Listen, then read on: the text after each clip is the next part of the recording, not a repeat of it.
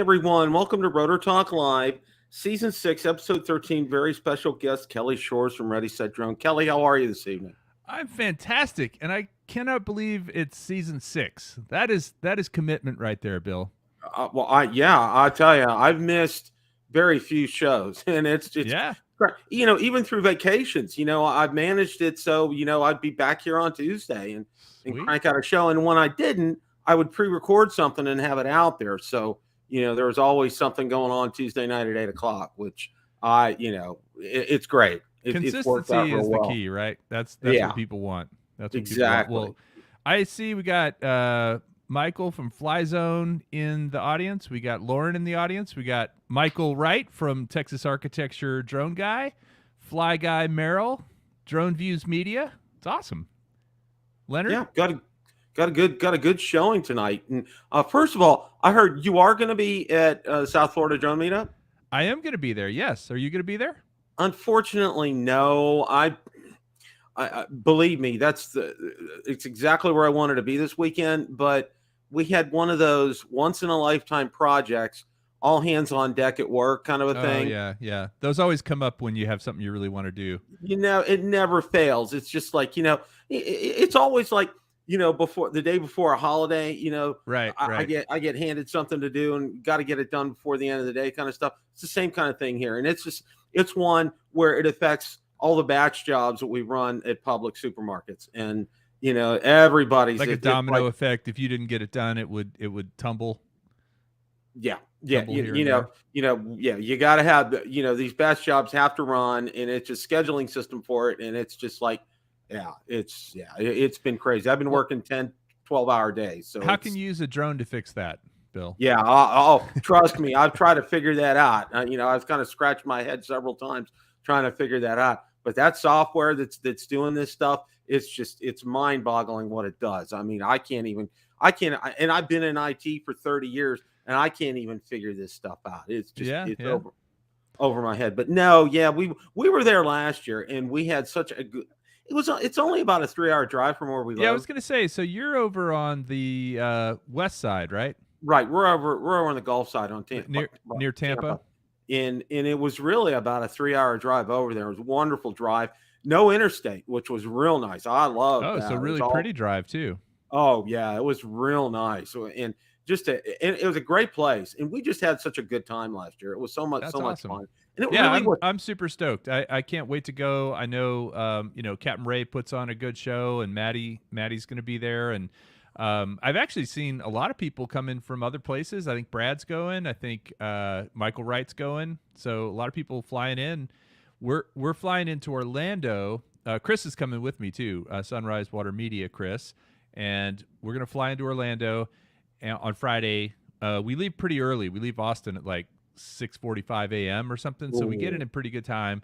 Drive down. What do you think it'll be from Orlando? Maybe 2.5 hours? Orlando, probably about 2.5 hours, I would think. Because you're probably a little bit close. I mean, it's kind of funny. Everybody always thought, Tampa to Daytona is straight shot. It's kind of like at angles. It's like Tampa's here, Orlando's here, and Daytona's here, kind of a thing.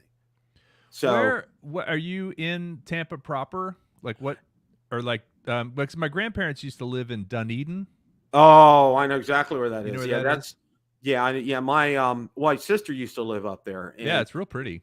Yeah, it's real nice. It was a trip for us. It was about an hour. Everybody goes, "Oh, how come you're not at the beach all the time?" Well, to get to the beach from like where we live in I want to kind of call it South Tampa. It's a good 45 minutes to an hour. You're on the water, right? Because I know. I mean, I see you flying out on the water. Is that a canal or a channel? That was our previous house. We'd had, I'll call it a large pond / lake, and okay.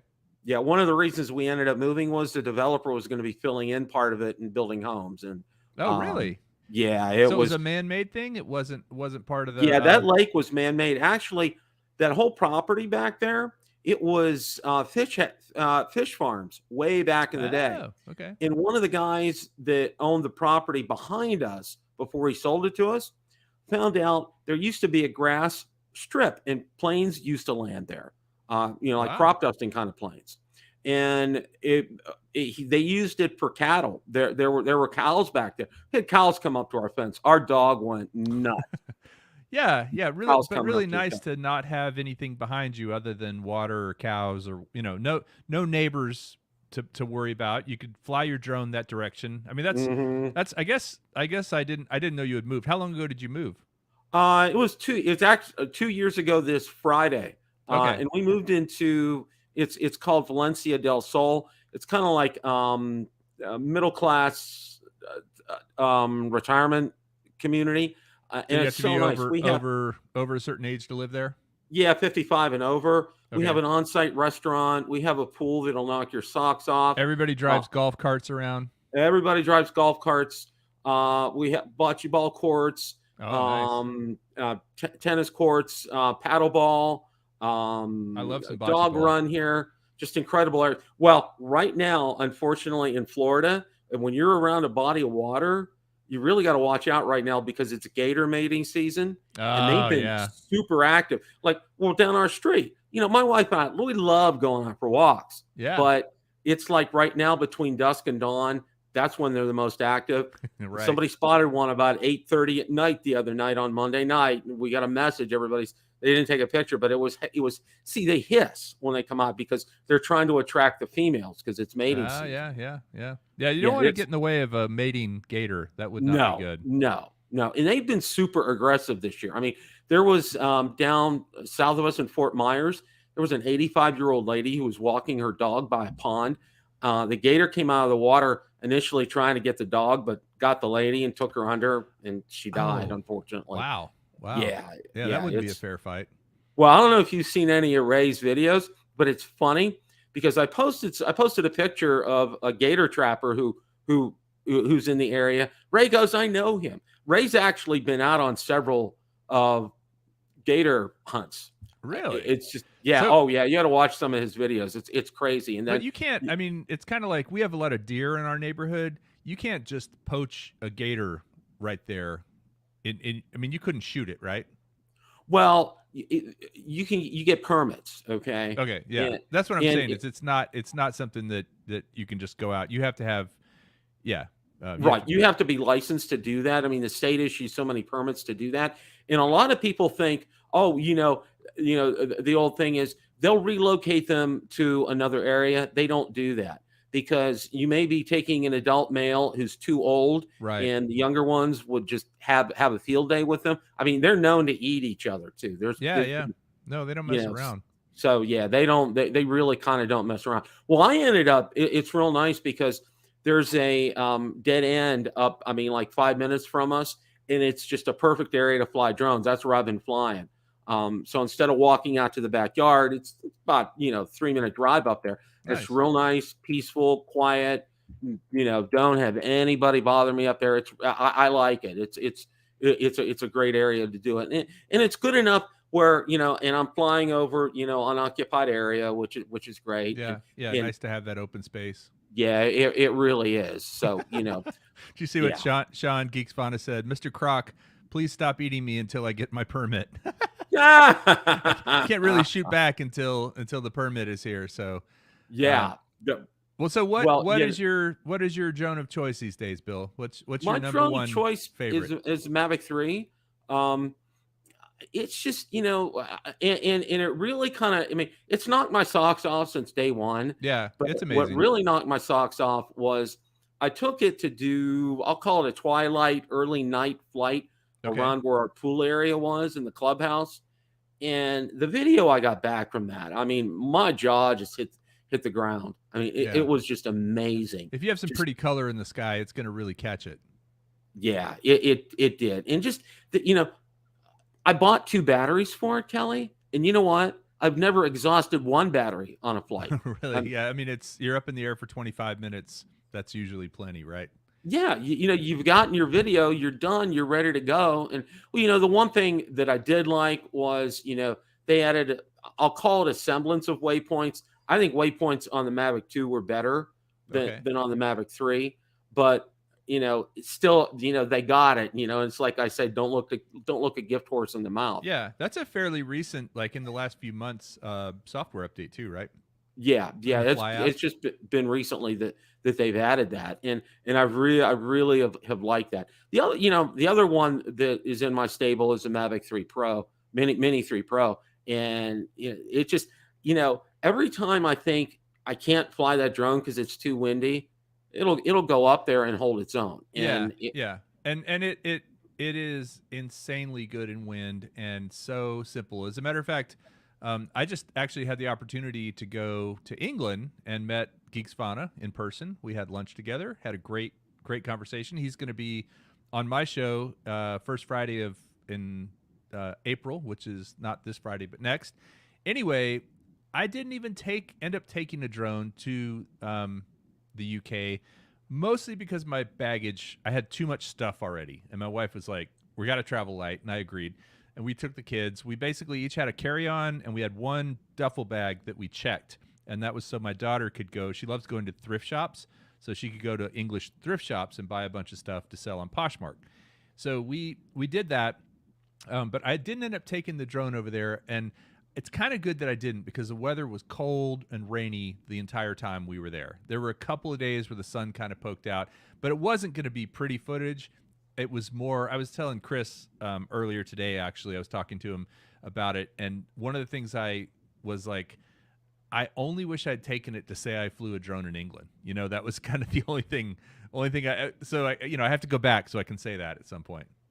Well, yeah, I want to get over there because I know so many people over there. I know Sean, but there's several others that I know, and a couple up in Ireland as well. And I would just absolutely love to get over there, but it's just like right now, the way my schedule is. For example, I also since we've talked last, I also have a ham radio channel, and Yeah, I knew you were into ham radio, and it's called Ham Radio Basics. And Okay. believe it or not, I've had 4 or 5 guys from drone guys watch me and comment and participate. And I have a live stream every Wednesday at 7 p.m. And I get a lot of guys from. Wait, do you stream it on YouTube or do you do it over ham radio? Yeah, I stream on YouTube. Yeah, you should just get it on the radio and do it that way. Pretty much. What's nice is coming up.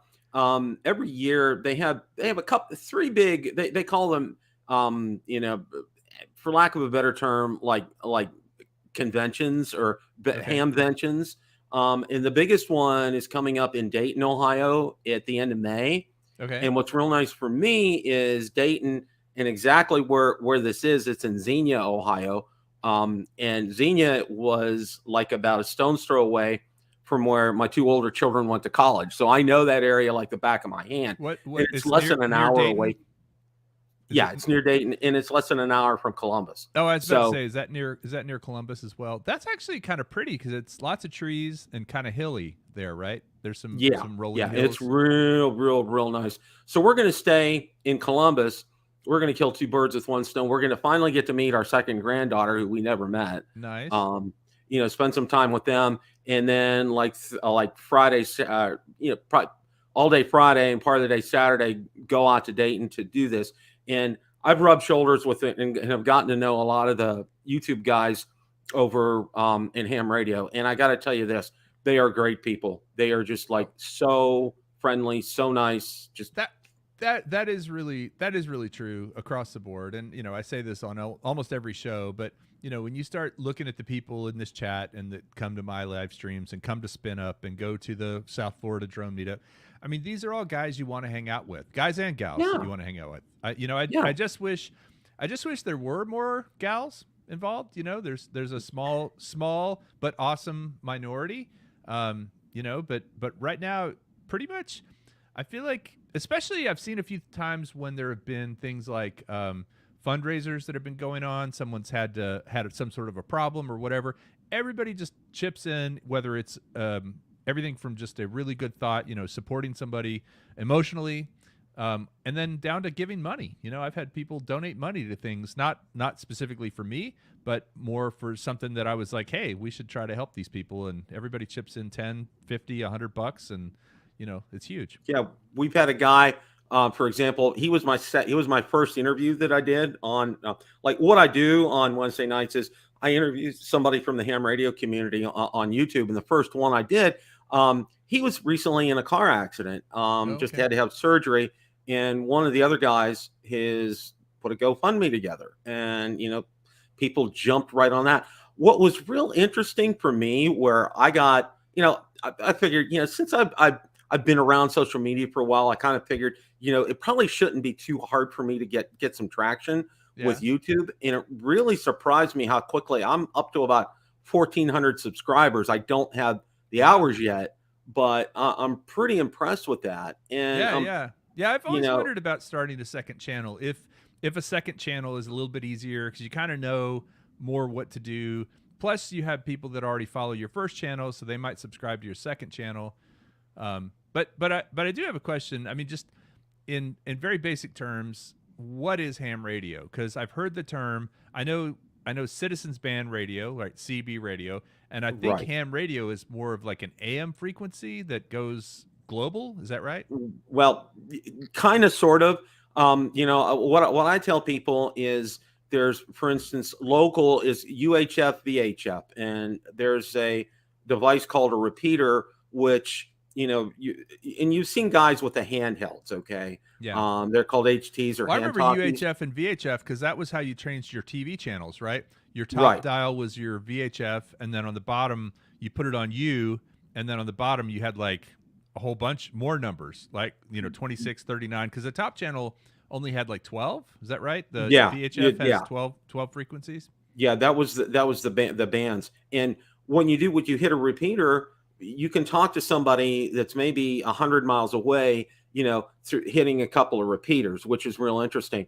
And the other part I like to call it single sideband, or SSB, and that's when you do the long distance, okay? Depending upon, and there's several different bands that you could hit. Like right now, the solar cycles are really good. So during the day, a lot of the bands are like really active. So say, for instance, I could probably talk to somebody over in Europe real easy, or really like a clear, nice, clear transmission. But that's through hitting repeaters, or that's through a direct, like you're hitting them directly. You're hitting them directly, and it's a thing called propagation, where the radio waves bounce off the atmosphere, and that's because during the day. And at night it changes. Some of the bands are better some bands are better at night, and some bands are better during the day to be able to do that. That's like now, music. It also depends some upon bands how many sound better at night, at a club, and some bands sound better during the day. Yeah. Well, it all depends on how many watts your station is. I have the radio I use it's called HF, for the SSB, for the distance, it's 100 watts. And they also have what's called QRP, which is, it's kind of like you challenge yourself to either 5 or 10 watts in making those same kind of contacts overseas. And if it's a good day and you have a really good antenna, you can do that. Now, my biggest challenge for me is I have to use a portable antenna where I live, because I live in an HOA. Oh, you can't put one on your roof. I can't put one on my roof. Now, I can erect a 20-foot flagpole, and they make flagpole ham radio antennas. But my problem is you have to use what's called radials, and radials go from the base and spread out, and that helps you kind of ground your antenna. In case it gets hit by lightning? Well, no, that's for better reception. Okay. You have to, and it's real interesting, for grounding, you have to drive an 8-foot brass spike into the ground, and you run all your grounding to that. And normally, like during a thunderstorm, you disconnect your antennas. Most guys disconnect their antennas anyway. Wouldn't you hit water at 8 feet, probably? I don't know, because I haven't done it, because I use portable. I'll set it up and then take it down, which is a real pain in the. I'll bet if you took an 8-foot spike and drove it into the ground, I'll bet by the time it got all the way down, you'd be in water. Probably in Florida, yeah. I would bet. I would really bet. I haven't done that. Now, what a lot of guys like to do, especially on weekends, it's called, there's two terms, POTA and SOTA. POTA is parks on the air. Okay. SOTA is summits on the air. And you go to a state park, and you can do what's called activate. And what will happen is you'll get a bunch of guys calling into you to make contacts, and then you can register it, and you get so many points, and you can win contests and things like that. Oh wow. You know, Like a scavenger hunt. Yeah, kind of like a scavenger hunt. And you can do the same thing going to a summit, like a mountaintop, and do the same thing. Although you got to carry all your gear with you, which is a real, Right. you You know, need which a is Sherpa for that. yeah, you kind of do. You know, so I stick to the parks on the air. Although, you know, around here down in Florida, you got to be real careful because you don't only watch out for, of course, gators. You know, we have these other creepy crawlies called snakes all over the place down here too. So you got to be careful when you go to the parks. So Dustin said he has a ham radio channel as well. Oh wow. Yeah. Well, I know Mike B, aka the Drone Ranger. He's one of the guys that follows me, and Floyd Moats. Oh yeah. He follows me on my ham radio channel as well too. Nice. So Yeah, it's, so when you actually contact somebody, are they usually speaking English? Do you ever get somebody speaking oh a different yeah. language? Oh well, I get some hard to understand people, but English is the preferred language Okay. around the world, and you have to state your call sign and enunciate it clearly, like Kilo Whiskey for Quebec Oscar. That's mine, and Okay. you got to use it phonetically like that. Like I call it the military alphabet, for lack of a better term. Yeah. Now That's actually one of the things you have to memorize or know to get your Part 107. yeah. You know, Yeah, it's alpha. well, a lot of guys are into what they call CW, and what CW is really it's Morse code. And it used to be have to pass the Morse code portion of the test to get licensed as a ham radio operator. And nowadays it's on, well, it's not optional, it's not even part of the test. And what you do there's 3 levels of exams. You start out as a technician, then you become a general, and then you go to an amateur extra, and the questions get harder. And what they do is really nice. There's a couple of there's a multitude of great resources to study for these, but the one that I used rotated the question pool, so you couldn't memorize the answers. You had to know the answers. Oh goodness, yeah. And that's what I used. And I think on the last test I only missed like 2 or 3. You know, which was the hardest of the test. You know, it's like boom, boom, boom, and I passed them. You know, the whole reason for me even doing ham radio, it never entered my thought process when I lived up north, was because of hurricane season and being able to communicate. You know, especially you know if you know cell phones are down, other means of communication are down. You're kind of new to ham radio. Yeah, I started in the last few years. Yeah, I started in 2014. I got licensed got my amateur extra in 2016, and then it was just within the last couple of years that really kind of cranked things up and got things going.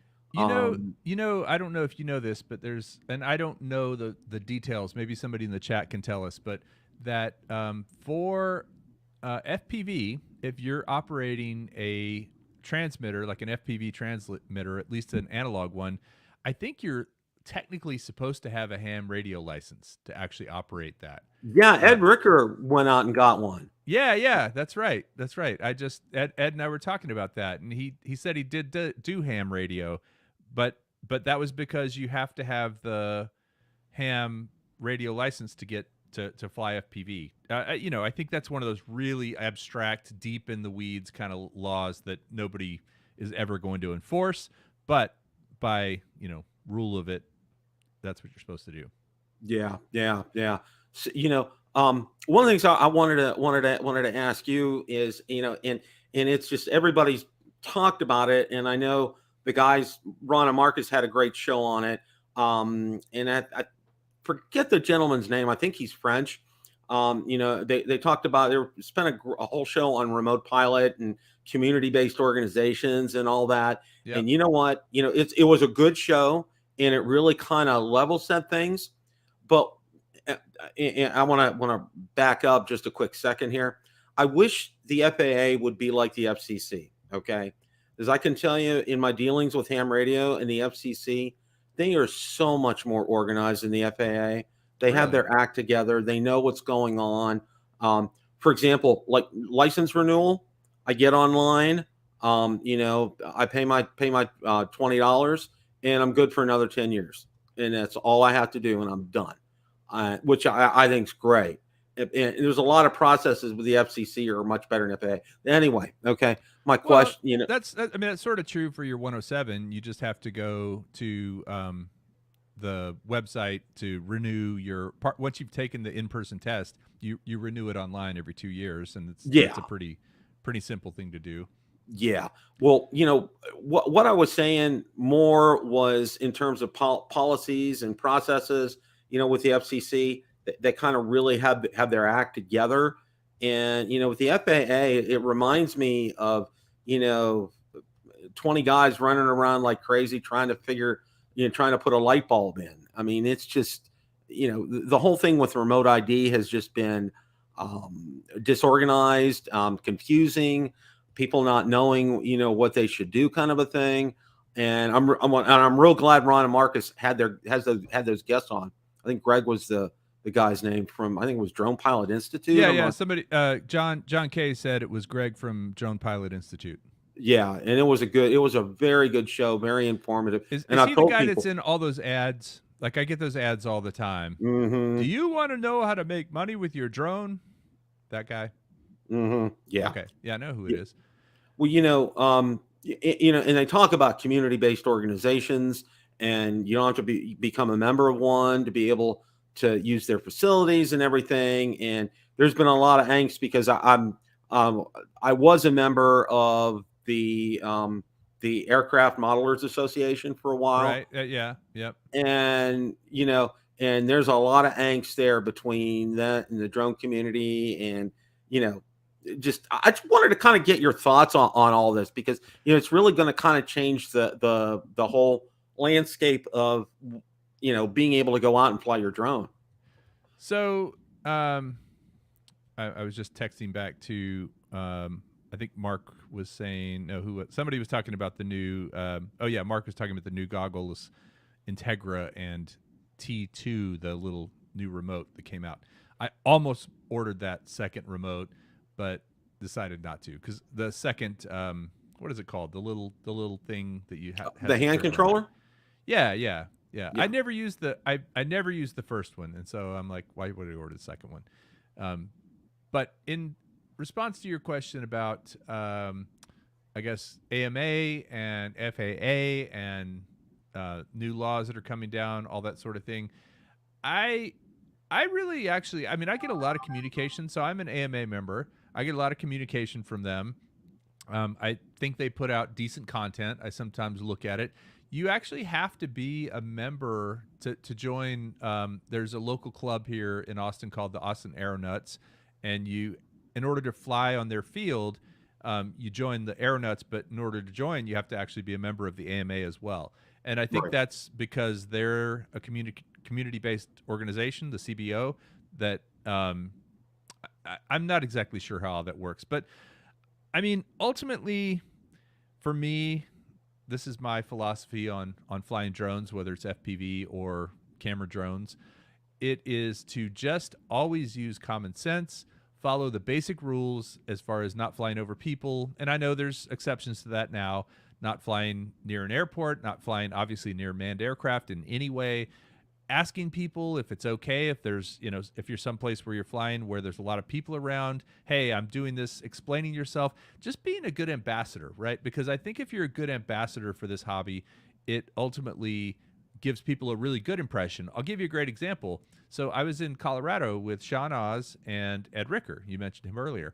And we were doing a video at Loveland Pass, which is basically the continental divide, where east meets west kind of thing, you know, where the water flows that way on one side and that way on the other side. And the video was a backcountry snowboarding thing where these guys, I don't know if you saw it, but they're all snowboarding down this area that's not really it's not a ski area. It's just a big open area. And they were all holding smoke bombs. So as they were going down, the smoke bombs are going off. Anyway, we were up there for about 4 or 5 hours shooting this thing. And Ed was flying FPV, and I was flying the Mavic 3 to just get aerial shots of it. And then Sean had all kinds of cameras set up and 360 cameras. But I think the thing that really made it work for us, because this is sort of a tourist attraction, a lot of people stop there because it's sort of the again, the continental divide between the two sides of the country. So people were stopping up there, and it was a really pretty day. It was cold, but it was really sunny. And everybody that stopped by, I was, and Ed and Sean were all like just explaining what was going on, what kind of video were we shooting, where they could see it. We weren't flying over anybody. We were flying, we were flying down through this little place where everybody was snowboarding. And it was, all the people snowboarding were people that were there for this video. Like they were actually in the video. So I think just when you're that way and people understand what you're doing, I think they're a lot more receptive than when you just kind of keep to yourself or you get grumpy with people if they ask you questions or whatever. I find myself answering a lot of questions. I mean, you probably do as well, Bill. When you're out flying, do you get people coming up and asking you questions about the drone and all that? And I think how you handle that is a big reflection on the community and what we're going to be able to do in the future.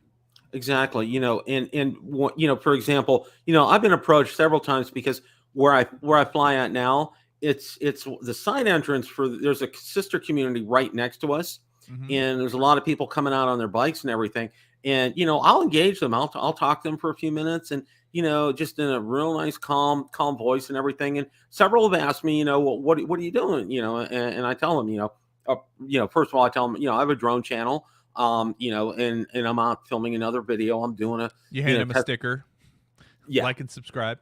Yeah, like and subscribe. And I've actually, what's really, this is just so cool. Okay, I'll go out and I'll be wearing one of my shirts or something like this, and sure enough, somebody will ask me, says, "You have a drone channel on YouTube?" And a conversation gets sparked, and and I have shirts for my ham radio channel as well too, and it's the same thing. It's a conversation starter, and it sparks up.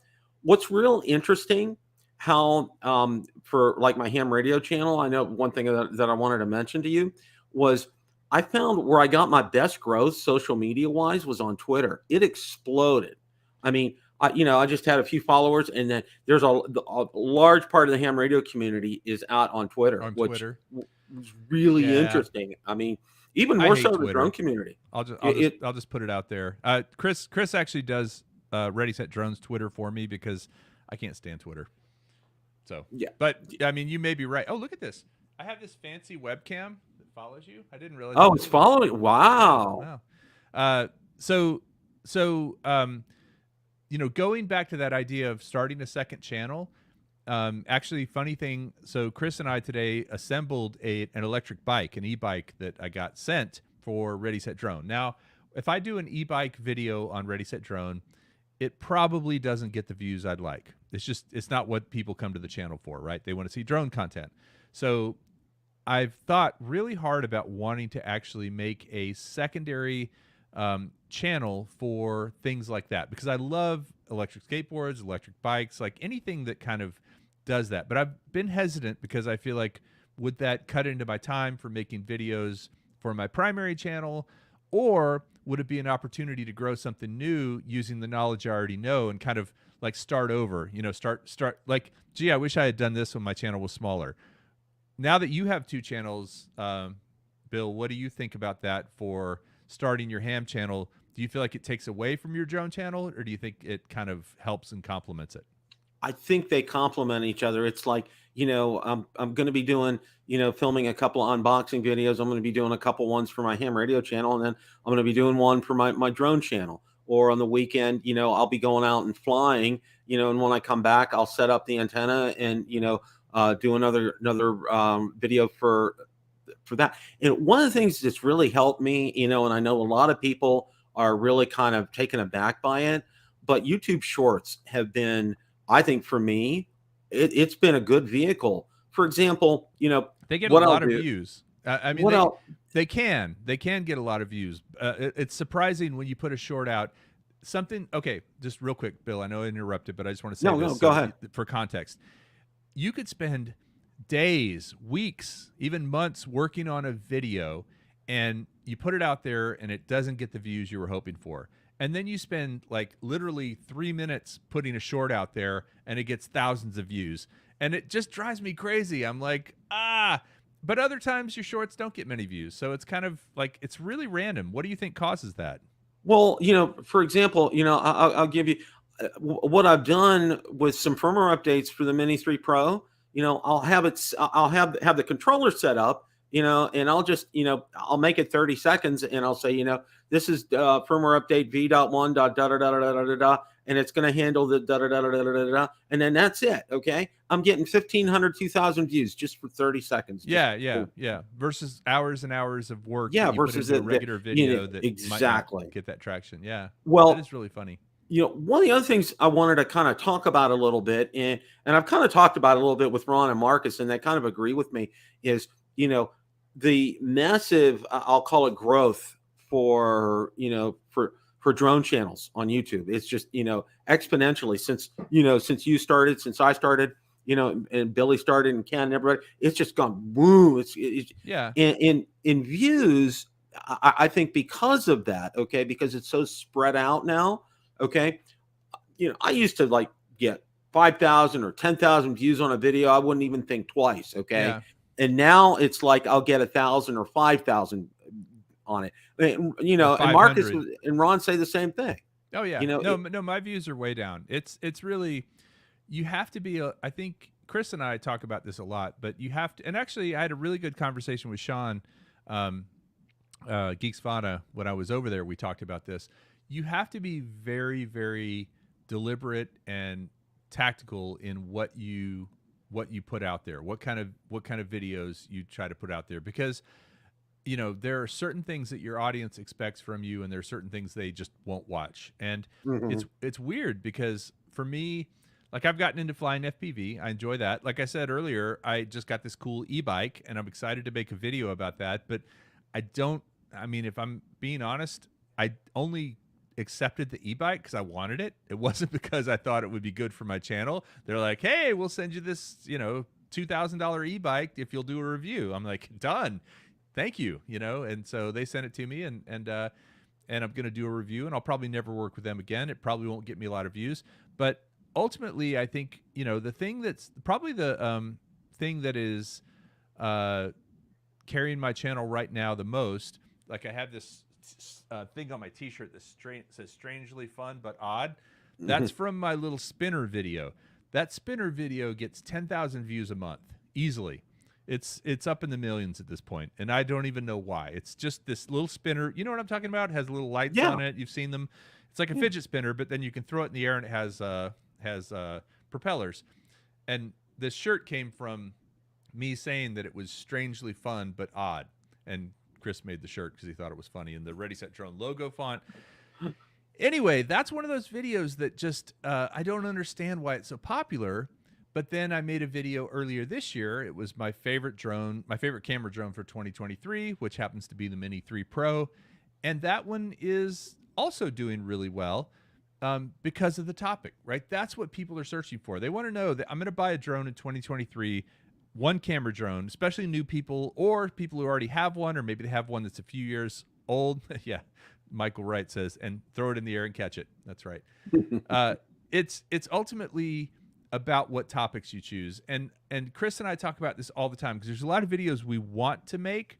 We're like, oh, that would be fun to make a video about this or about this or about this.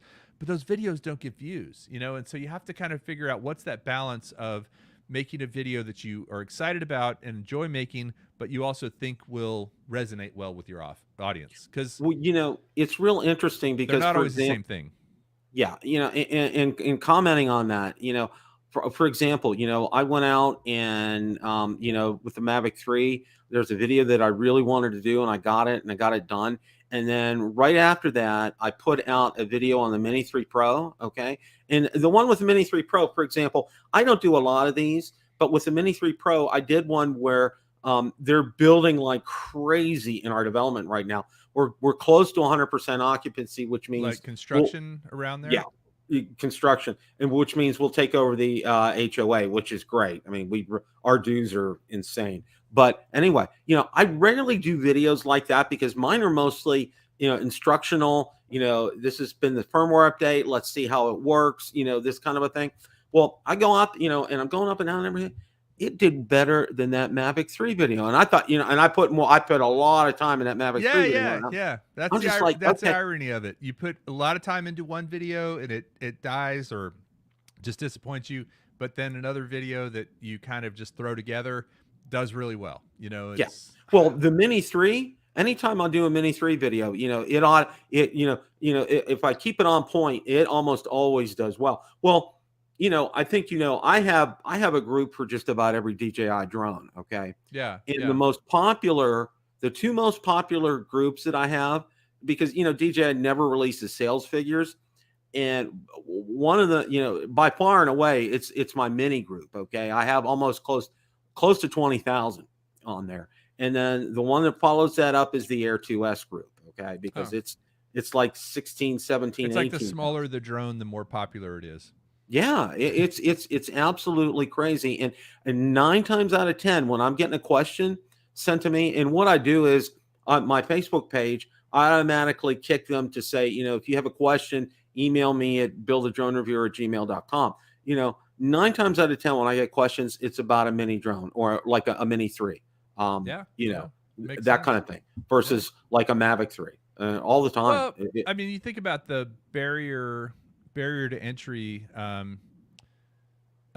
for the Mavic 3, the cost, right? That's a lot more expensive drone. A lot more people are going to own Mini 3s, and a lot more people are interested in flying under the 250 gram mark, right? Not having their 107, being able to fly recreationally with it, all that kind of stuff. Yeah. It's Michael Toto says all my educational videos I've done are doing better than others. So that is interesting because I find that educational videos are, especially if they're like really basic, like 3 things you need to know about flying a drone or 6 mistakes that you make when you're flying a drone. Those kind of things actually do pretty well because they're evergreen content. It's like, as long as they're not specific to a certain drone, you can keep getting views for those year after year. I have one like five things you should know before you buy a drone or something like that. Just every year, and right around Christmas, that thing takes off because guess what? People get drones for Christmas, and so they're like, "Oh, I just got a drone. What are the things I should know?" Boom, my video pops up. Yeah. That's really, I mean, what we're talking about here is not drones. We're talking about YouTube algorithm, right? It's like how does it work and how does it know? But shorts are a weird thing, man. I'll tell you, I've had such love-hate relationship with shorts. We put some effort into doing some really cool shorts. I was telling Chris earlier, I had a Mini 3. I had the Mini 3 and I had the Avata, and I had a boom mic, the mic that hangs down like this that you talk over, and I had them sitting there hovering, and I basically just cut between them for the sound, like bzz, bzz, bzz, bzz, and I started doing it faster and faster, so it's like bzz, bzz, bzz, bzz, bzz, and it was cool. It was really cool. Like, I thought it was a cool effect. It started off slow and then it went faster and faster. Anyway, I made a short of it, put it up. I thought this is going to kill, and then basically because you can't do a thumbnail for the short, it picked out a frame with the Avata. Well, the background was dark, so you couldn't even see the Avata. It was too dark. I should have been closer in, and that thing got 0 views. I mean, it just, like, nobody watched it. And I thought for sure it was going to be like, I've got a viral hit on my hand, and no, didn't work. Yeah. Well, what kind of derailed me this year was right at the end of January, I got COVID, and yeah, it's just like, okay, the world stopped for about a week and a half, and and it was the hardest part more than anything. Well, I had 103 fever, and that was the wasn't same fun. when I got it. It was like the worst flu I ever had. Yeah, and well, I had to go to the hospital, and the reason I had to go to the hospital, I had uncontrollable hiccups. Okay. Seriously, that's funny. Oh, it was. I'm sure it wasn't funny, but Bill, I bet somebody told you when you had it. They said someday this will be a funny story. Exactly. My wife's laughing about it, but I didn't get a wink of sleep that night, and I tried my remedy, which did not work. And believe it or not, the doctor gave me it was anti-nausea medicine. Mm-hmm. Boom, worked like that. Okay. But the worst thing about the whole thing was, okay, I think, I'm pretty close to my wife. All right. Yeah. And, we had to in the same house, but it was like 2 ships that passed in the night. Yeah. No, I was relegated to the guest room. You know what I did? I actually binge watched this show called Severance. Have you seen that show? No. Oh, it's on Apple TV. It was really creepy. It was like the Twilight Zone, sort of. But I Okay. binge watched 2 seasons of that, or 1 season, whatever it was at the time, while I had COVID. So I always associate that show with COVID. But yeah, I was sweating so much. I actually lost 12 pounds in like 3 days because I didn't eat Wow. and I was sweating, and it just, all the liquids came out of me. And my wife put towels down on the bed. She's like, "You can't lay on this bed without towels." So Wow. yeah, Well, that's see, when you I took find out. that. It's That's when you called find Plaque out if your COVID. wife loves you or not, is if she'll come take care of you. Oh yeah, yeah. I took it was called Plaxovid. It was for free. Picked it up at Walgreens. I think it was like 5 days. I took that, and well, I actually figured out where I picked the COVID up. We had taken my stepdaughter and her husband for her birthday dinner, and there's a place called Black Rock Grill. And what they do at Black Rock Grill, and you probably have it down where you live too. They heat up these stones to like about 700 Oh degrees, yeah, yeah, and you cook on the stones. and you cook on the Yeah, I've done stones. that. That's Okay. awesome. So we went there. I was the only one who went to the restroom, and I have to admit, like I washed my hands, but I opened the door and then I didn't go back. I've been like hand sanitizer all over the place kind of deal. I didn't do that when I got back, and sure enough, 8 o'clock that night, I started feeling like, the next morning I had to call in Oh, sick, wow. but I didn't test myself till Tuesday. So, but I'm glad That's the that's only done. time you had it. Yeah, that was the only time I had it. Yeah. Unfortunately, So Valerie did didn't get it. that kind of throw you off from? Yes, and I agree, Mike B. Hit the like button. We got people watching. We should have more likes. If you had it for 5 days, I had it for about 3.5, 4. But once you went to the hospital and took that medicine, it got rid of your hiccups and you were better. Yeah, That was all it it took. was. I was on the mend. I mean, and I I can't started. imagine feeling that bad and hiccuping at the same time. Oh, Well, I was going to ask you, but did it throw off your channel? Did you find that you couldn't make videos for a while and you just didn't have the well, energy? I or the had a couple of motivation? videos in the can, which was great. So all I had to do was kind of release them, and it seemed to work really well. Have you followed? And this is real interesting. And this is one of the things I wanted to ask you. I used. I've TubeBuddy's been pretty good for me. Okay, Yeah, like I follow a yeah, lot of advice on there. yeah. And one of the things was, about when most of the people that watch your videos are on to release your videos, the time that you release them. And one of the things that I found, and I've kind of done an experiment and it's worked really well. If I release my videos Sunday at 11 o'clock in the morning, that's when most of the people that are on subscribers are out there and can watch. And They're it probably makes sitting in church with their phone down in the hymnal, watching Bill the Mhm. Drone Reviewer. That's what I do. Exactly, exactly. Oh, I don't know if I just put this video out. Probably about 3-4 years ago, I had Gail Ornstein on. She was a drone journalist. Yeah, yeah. And I found out, and it was not not funny, haha, funny, but funny. Facebook memories come popping up, and I'm looking, and I saw it was the anniversary of me putting the video out. So I go to the video, and I'm scrolling down through the comments, and I'm reading one. This is Bob, Gail's husband. Wanted to let you know Gail passed away in July Oh, of 2021. I'm like, oh my gosh. no, I didn't. Wow. Yeah, she No. she was. I'll tell you what, she really was just and she wanted to be known as a drone journalist. And some of the things that she had to go through to get her drones into certain countries, Yeah. and it's just amazing. And I went back and I rewatched part of it, and she was an amazing person, and really just a unique perspective on drones. I mean, just And totally unique. you hadn't seen that comment until later. Right. I hadn't seen that comment until like about 2 months ago, which Yeah. just floored me, because it's like some of my evergreen videos like that. I get it. I've set up on my Build a Drone Reviewer Gmail. I'll have it throw YouTube comments in a folder. And I'll go there and I look at them. But I never saw that, and then until just a couple of months ago. But Yeah. I've since kind of emailed him, and he's been great. Well, what's really nice is he's kept her stuff out there, like her YouTube channel still out Yeah. there.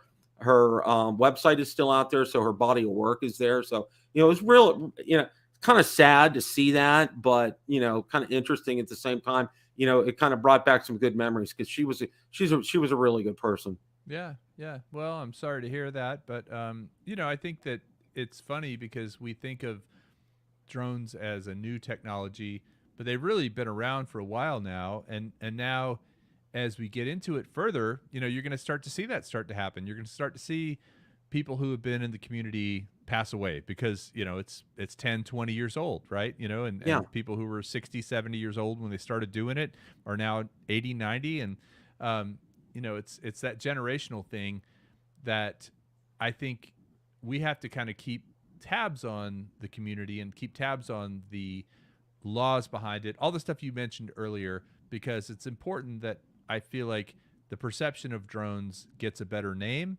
and the people that fly them, because everybody I've met that's been a drone pilot has been just a amazing person. I haven't really met a lot of bad eggs in this space. And it's the same for me too. And and that was one of the best things about going to the meetup last year. It wasn't flying my actually, I'll tell you the truth, I didn't fly while I was at the meetup. Yeah. Oh, no, no, Because no. Chris and I were talking about that today. It's like you're not going there. I mean, yeah, it's fun to fly a little bit, but ultimately you're going there just to meet people in exactly, person. that Friday night, I found, for me, that Friday night, that social time that we had, we were at it was a pool bar kind of place, and guys hung out there and ordered some pub food and just Yeah. to Yeah. bits, and just that chit chat and that interaction was just incredible. It really Let was. Let me see if people in the chat. I know Michael Wright's going. I know, of course, Maddie will be there. But who else is going to the South Florida drone meetup in the chat? If you're in the chat and you're going, please say so, because I'd love to know that you'll be there. Yeah. So, Bill, you've never been to Spin Up. No. What's it going to take to get you down to Austin this year, November? I would love to. We're gonna, like I said, we're going up to Ohio in May. Yeah, I'm Um, talking about November.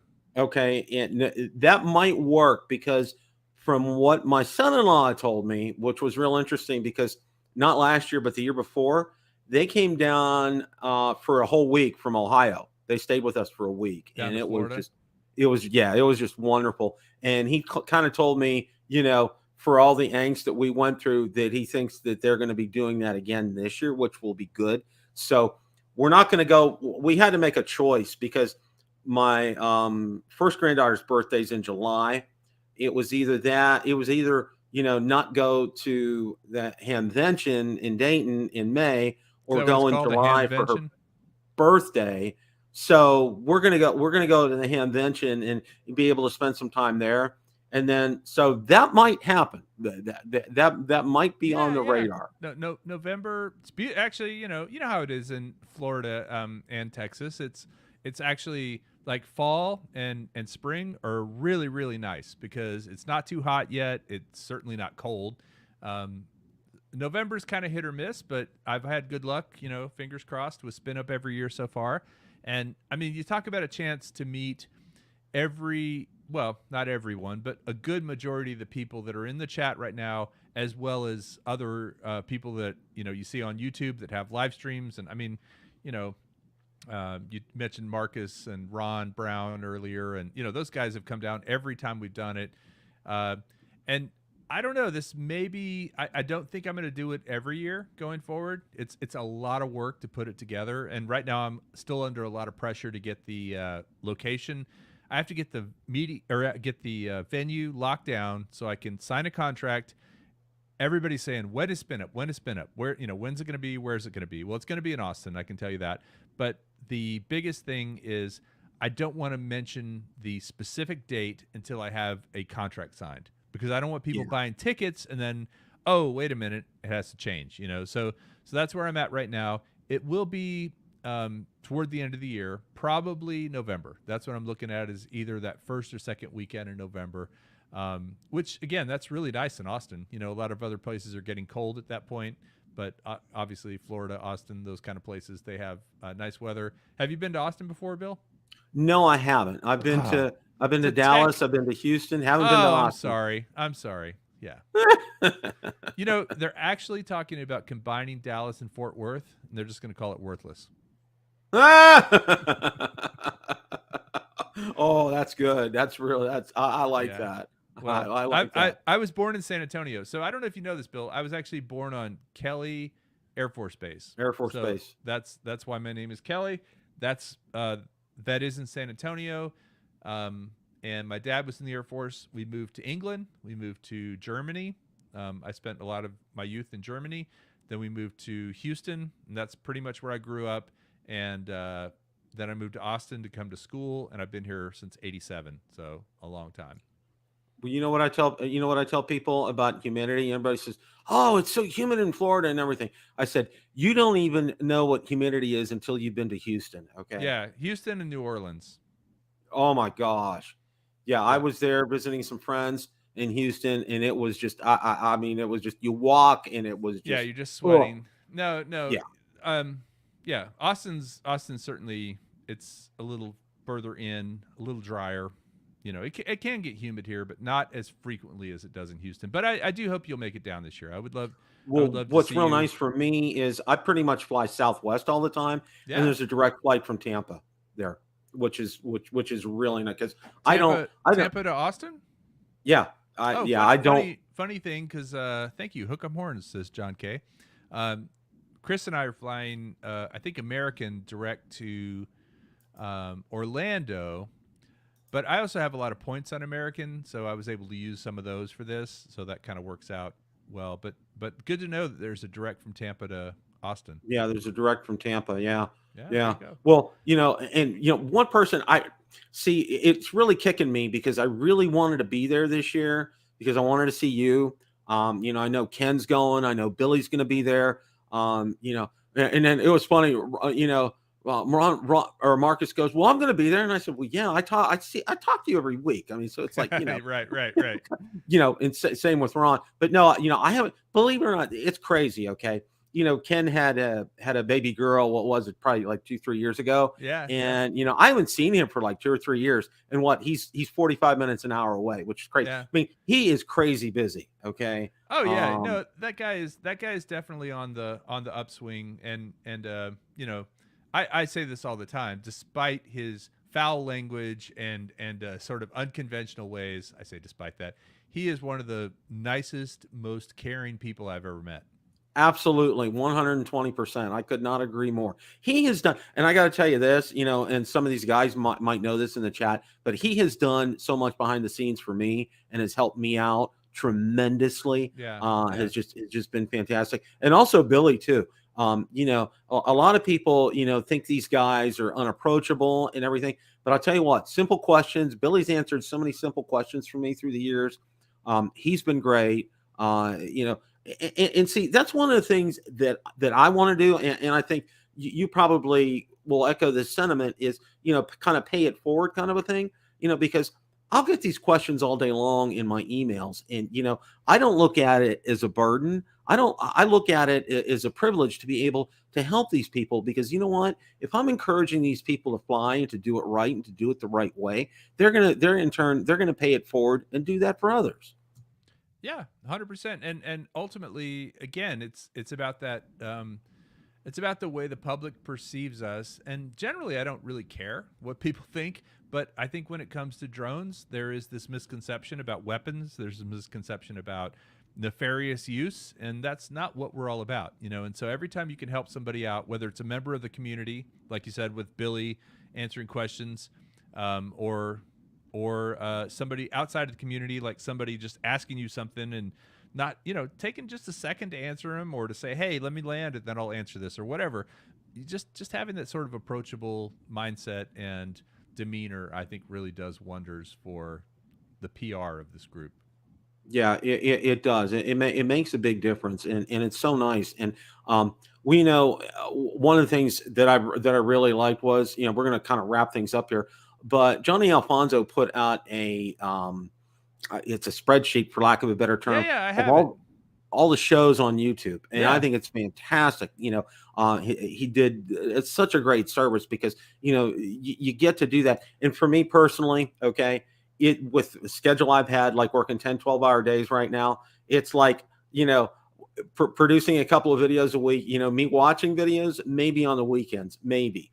Yeah. My time for entertainment is very limited. But It's big just big shout out to Johnny, because yeah, I agree that was that's something I have, and I was able to. I mean, we both have our time slots, but even like Art just reached out to me. Art Code Drone Solutions. He's going to be in out of town. He's doing his show. He's doing it at a different time, so I'm moving my time slot so that for next week, so that I don't step on him. And then I'm gonna So it's just. I feel like the more we can kind of just communicate with each other and just say, hey, how can I help you out or whatever, come on my show, come to my event, all that sort of thing. It's cool. It's a very good thing. it is, and that's one of the things that I really like. And it was so good getting to know some of the people last time when I went last year for the South Florida Drone Meetup. We had a dinner that Saturday night, and it was great. And I got to say this, okay, Mark Fisher. Um, I told him, I said, "You're not. I don't think you take 5-hour energy. I think you take 24-hour energy." He was just kind of bouncing off the walls, kind of thing. And he was absolutely great. Just we got some great people, and it was so wonderful getting to know them last year. And that's my biggest regret is not being able to go this year to do that. But hopefully I can get to spin up this year. That's on my radar. Put it on your list, man. It may be the last one for the next 5 years. So I if think you don't come I'm gonna this make. year, don't expect to have it until 2027 or something like that. Yeah, I'm gonna make a concerted effort to do that. I think that'll be good, and it'll be good seeing people, and that's what I tell people. I've been encouraging people for the South Florida Drone Meetup. If you're within a few hour drive, come down. It'll be a blast. And I gotta say this, Ray Kelly does just some absolutely incredible work at putting this together. I know Johnny helps him. I know Matt is in there and helping him as well. Yep. But just the effort that Ray puts into this is just off the charts. Oh yeah. And I got to say this, Ray is one of the most enthusiastic drone persons you ever want to run into. I mean, he is 100%. I've seen that. All the time. So I have to tell you, actually, Bill, you'll appreciate this. So 2021, I didn't do spin up in 2022, but in 2021, Ray won the Mavic 3. That was the sort of grand prize. And the speaker, actually, it was old school. We had everybody's name. I basically printed out from the registrations, I printed out all the names of everybody that was coming, and I cut them, into little slices. They were little bits of paper, all in this big bowl. Stick your hand in, pull it out, and that's who wins. So we gave away a lot of stuff, but the big prize was we gave away actually a DJI FPV. We gave away a couple of DJI Action 2s. We gave away a bunch of little toy drones, etc. The big prize was the Mavic 3, and the speaker, a guy named Elijah May, who was talking about robots, like he has a whole robot STEM program for kids. He did the drawing, and he pulled it out, and he looked at it, and he goes, Ray Kelly, and the whole room just went apeshit. I mean, it was just like crazy how everybody just went. And that was one of my favorite moments because, yes, Fly and Flynn Media says Captain Ray sleeps with that Mavic 3. It was just amazing. It was really cool, because he is such a big part of the community, and he is 100% a camera drone guy. He's somebody that absolutely will use it for that sort of thing. And I didn't want to have somebody this Seafly Faith. Yes, I think Joe Blaylock might have won that turd. Sorry, Joe. But yeah, it was just such a great moment when he won that. Yeah, it really is, and just it just he kind of embodies it. Well, his big saying is "Do drones, not drugs." And yeah. he, I mean, former cop, and right? I couldn't agree with him more. Kelly, I can't thank you enough for coming on tonight. Oh yeah. Sorry, it took a little while. I think when you hit me up, I was traveling a lot, and I was like, how about March 28th? And I think that was like 3 or 4 weeks or 5 weeks away, and you were like, okay, but yeah, this worked out great. Yeah, and I gotta say this, it's just been fantastic, and I will make a concerted effort to get down to Spin Up this year. I'm Love really to see kind you. of I've been wanting to do it, and it would be a good weekend to get away, and just kind of relax and chill out and rub Yeah, and shoulders with everybody. Austin's a fun town too. I mean, it really is. I mean, it's definitely one of those towns that if you bring your wife, she's not going to have a bad time. It's not like you're not like going to Des Moines, Iowa, or something like that. Sorry, Des Moines. I've been to Des Moines, trust me. Yeah. It's just one of those things. Anyway, hang on for a second. Everybody, thanks so much for watching. Again, for those of you that are going to the South Florida Drone Meetup, safe travels. I will see you enjoy there. yourself. Have a great time. You'll be able to see this man over here. It's worth the price of admission for that. And then Dovo's going to be there and Billy's going to be there. So, I mean, what more do you guys want? Of course, Captain Ray and everybody. But hey, guys, thanks so much for watching. And remember, it's a great day to fly. Take care, everybody. Have a good evening.